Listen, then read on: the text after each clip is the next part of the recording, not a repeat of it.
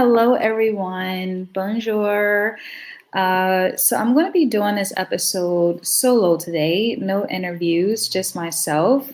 And you all let me know how you like it. I know some people listen to this show because they want to know not only what it's like to be Black in France, but what is it like to be a Black American in France.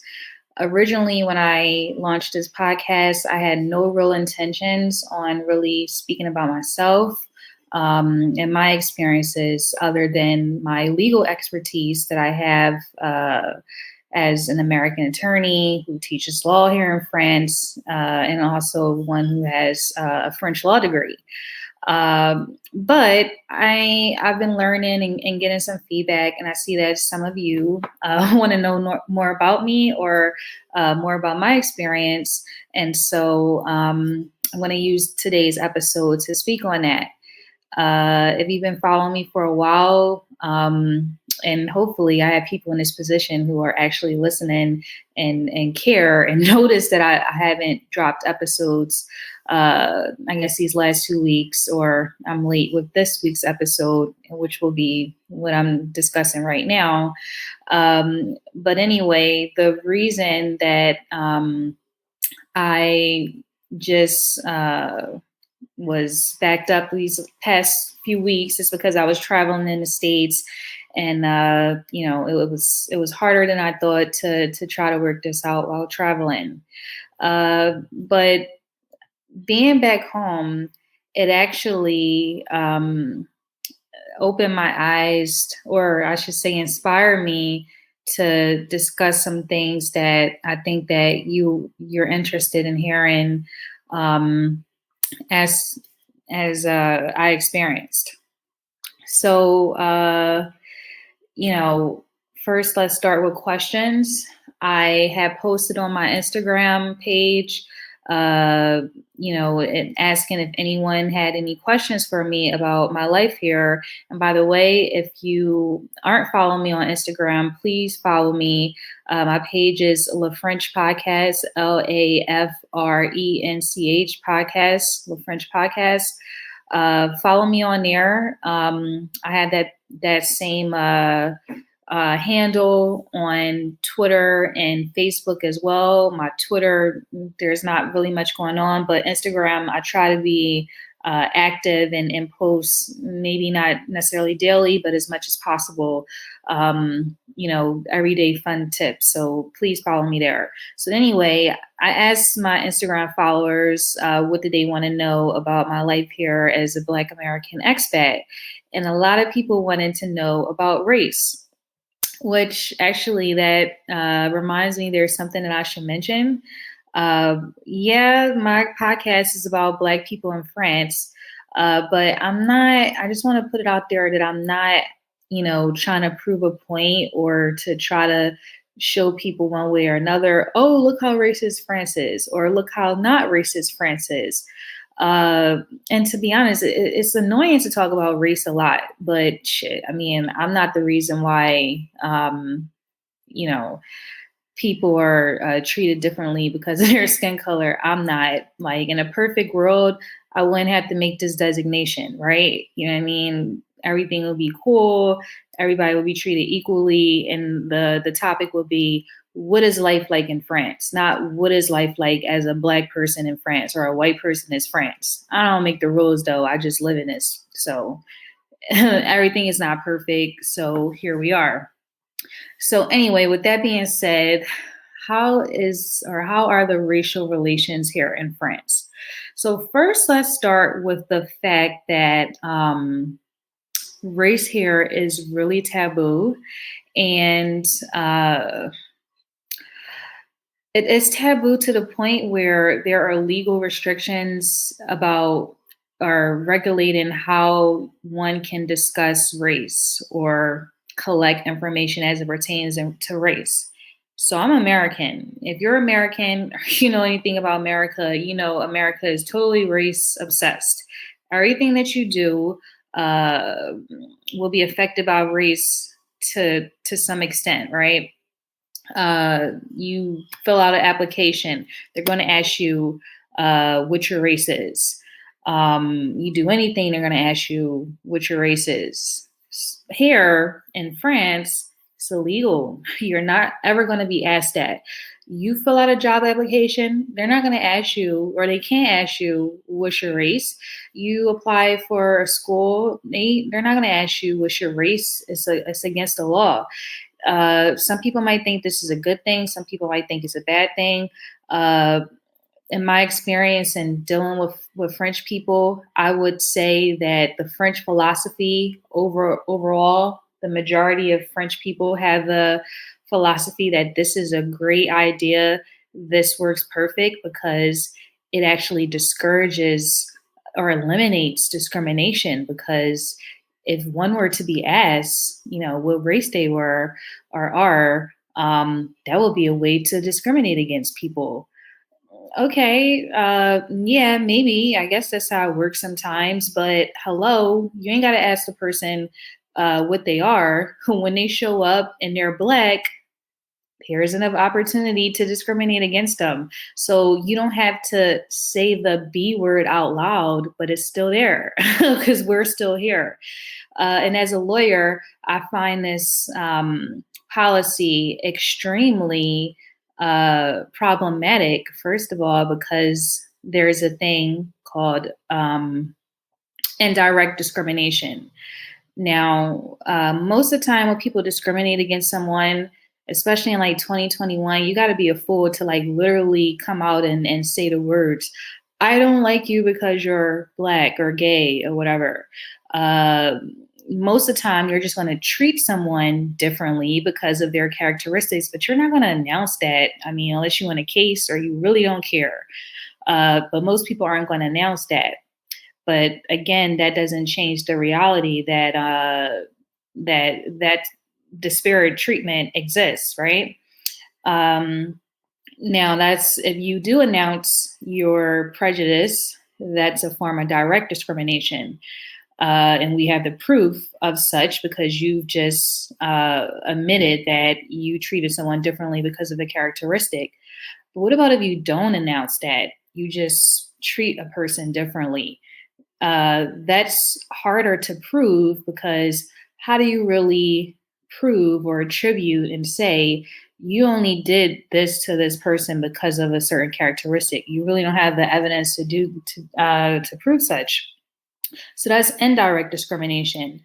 And the way that lawyers win indirect discrimination cases is they're able to show a pattern that although a person or organization hasn't expressly announced that they treat someone a certain way because of a characteristic, if you look at their pattern and their history of how they've treated everyone or a percentage of people with that certain characteristic, and it all seems to be totally different than how they treat another group of people of a different characteristic, then that's how you're going to prove your indirect discrimination case, or it could be pretty damning evidence. So yeah, first off, when it comes to race in France, it's tricky, man. They don't talk about it like that.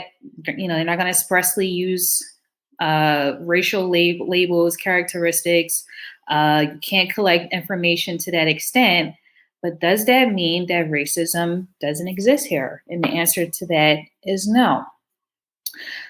With all that said, I will say, in my experience, I've been treated pretty good here. Okay. Way better than in the States. I'm from Philly. So, I'm from like a urban Northeastern community, which when I was growing up it felt overwhelmingly or majority Black. But I think the statistics today is that like whites are the majority in Philly again. But anyway, coming from like an urban background, I did have a lot of exposure in white communities and settings. And, I had racial issues, not nothing major. Nobody wasn't calling me the N-word, was trying to fight me or nothing like that. But, you have your daily microaggressions and such that you deal with being a Black person. So with that said, especially in a corporate environment, working and all that, you know what I mean? Like it can be tedious. But here I will say, and I've been here for 5 years, and I've been working here for 5 years in the higher education industry and in a law school with some brilliant minds, some of the best law professors and thinkers and students in France and in Europe and even worldwide. So I've been exposed to a diverse population here in France, and I've dealt with French people, outside of work, and I would say overall, my treatment has been better than the States. So and that could be for me individually because I do acknowledge that I've heard stories from both Black expats as well as Black French people, whether they were born here or migrated to France, who have alluded to different realities, and so I acknowledge that as well. But for me, for the most part, things have been cool. I mean, I guess, and I can't even necessarily think of an example. But yeah, it's overall, I've been cool. And actually, I can give you some examples of things that have happened to me that I would be really shocked that if they happened to me in the U.S. It would be more so something that happened here than there. So with my job as a professor, every year you can get your contract renewed or not, and you go through different qualifications, and it's possible you can get more money, etc. So long story short, after my first year, I was in a position where I could have, been promoted or for promotion and more money. And it was actually brought up to my attention that I could make more money with my qualifications as an attorney, with my law degree being viewed as a doctorate. And so that was brought to my attention, and it was pursued, and I was compensated. Now, think about that. In the States, you hear these stories of Black women fighting for proper compensation, and being paid our worth to match our qualifications. And here I'm saying that it was actually brought to my attention, hey, you could be making more money. So, let's get you that extra money. So to me, that right there, that's one thing that happened to me that I can use an example and show you like how I've been treated better here than in the States, where, me along with other people probably been in a situation, in the States where you actually training someone, your job hires you, you train somebody, they come in making more than you, but you training them. You know what I'm saying? So yeah, here I got my worth. But then, again, everything is not perfect, but overall, so I got to say that I think the racism is I don't want to say it's not as much an issue because again, like I'm a visitor here. This isn't my home. And just because I've had good experiences, I can't negate the experiences of the natives. And I've heard people say that it's messed up here, and I gotta take their word for it because this is their home. It's not mine. They know more than me. So yeah, that's what I'm gonna say about that. Uh, Another thing I want to acknowledge is I am treated differently because I'm Black American. There's this thing called American privilege. I mean, we've all heard about white privilege and what that entails, but you can have privilege according to the country that you're from. And that's most likely going to be because you're from a Western powerful country such as the U.S. British people have country privilege somewhere. French people have country privilege somewhere. But what's interesting about the privilege that I experience as American is that I'm Black and I experience it. And it almost feels like, or makes me think like, damn, this is what white privilege feel like. Cause I know I'm being treated differently because I'm American. You know what I'm saying?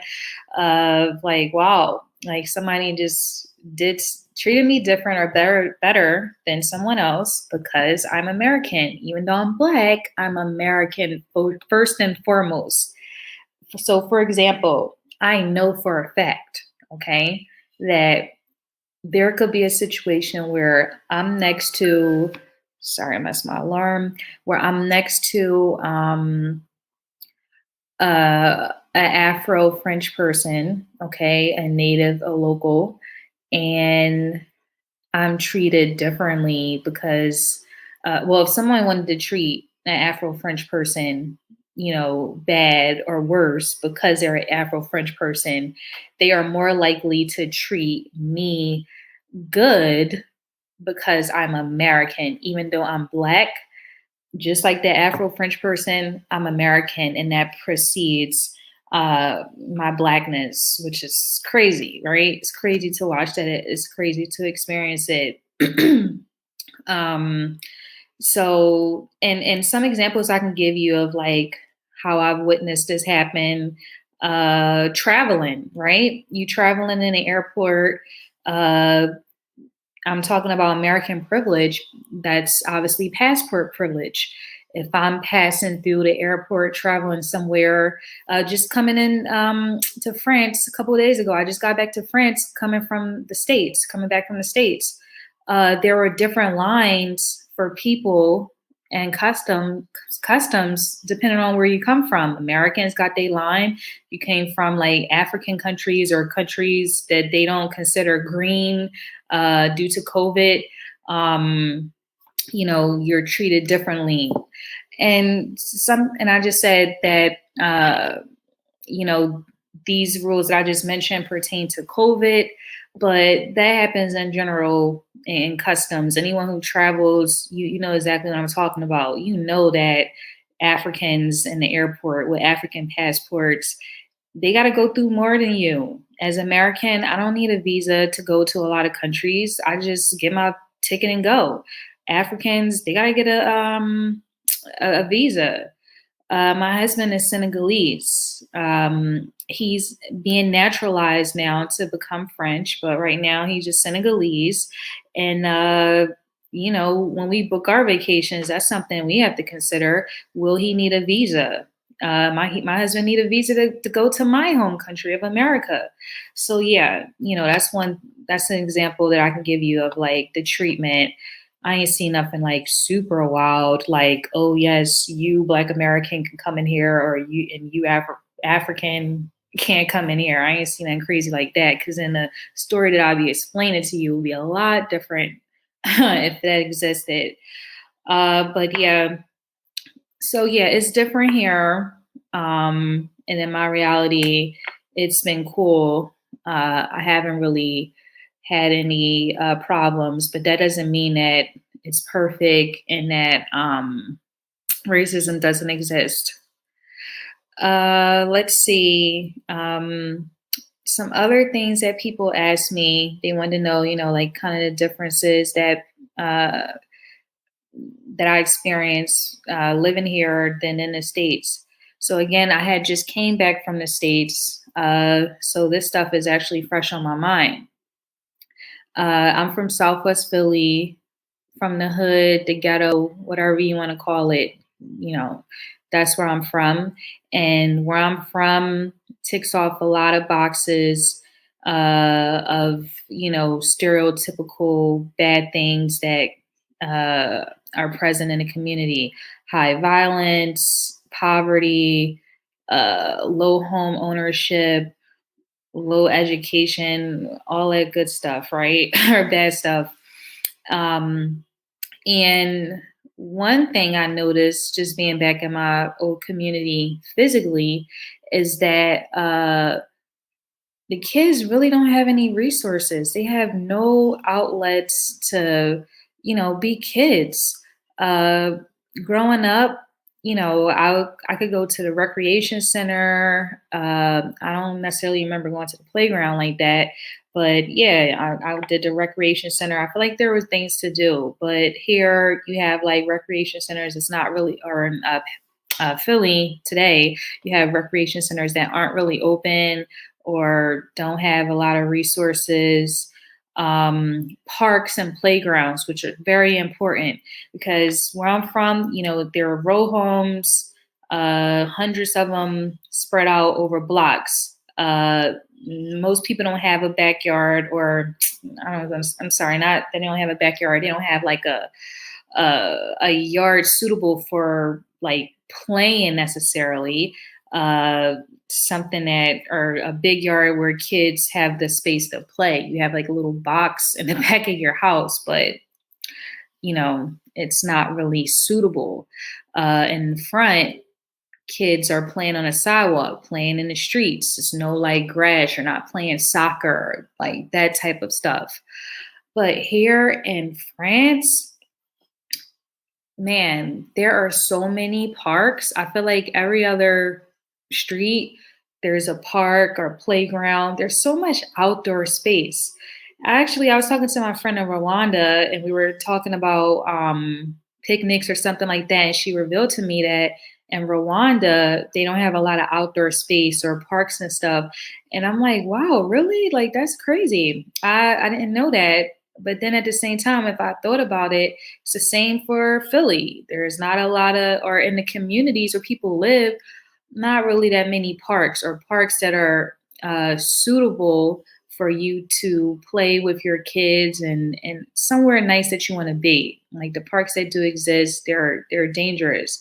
So I say all that to say that when I was back home, all I could really think about was the aesthetics and the differences in the communities and how in Philly, I wish that they had some of the playgrounds and outdoor space that they have here in France and Paris. I guess that's part of the landscapes that makes it so beautiful here is that, those things do exist here and that you can benefit from them. And, I take my son, I have a 2 year old, I take my son to the park all the time while the weather allows. And, we walk to the park, is right around the corner, feels normal. And I was thinking, like, damn, if I lived in my old neighborhood, like, I can't even think of a park I'm going to walk to with my 2 year old or one that I would want to take my 2 year old that's in that vicinity. Uh, so just the quality of life is different. I was just reminded of that being back home. Um, how different the quality of life is, how different the people are, uh, and how that can affect one's journey, one's path in life. Eventually, I'm going to get into how and why I moved here. In the future, I'll talk more about that. But uh, so that's just all I really wanted to say right now. I'm at the point where I feel like I'm rambling. But if there's any topic that anyone wants to know more specifically about me or uh, life as a Black expat in France and not necessarily just a regular Black local, let me know. Okay. Go to my website if you haven't already, www.lafrenchconnect.com. Go to my website, shoot me a message on social media, especially IG. That's probably one of the best ways to reach me. And we'll go from there. I'm looking forward to your feedback.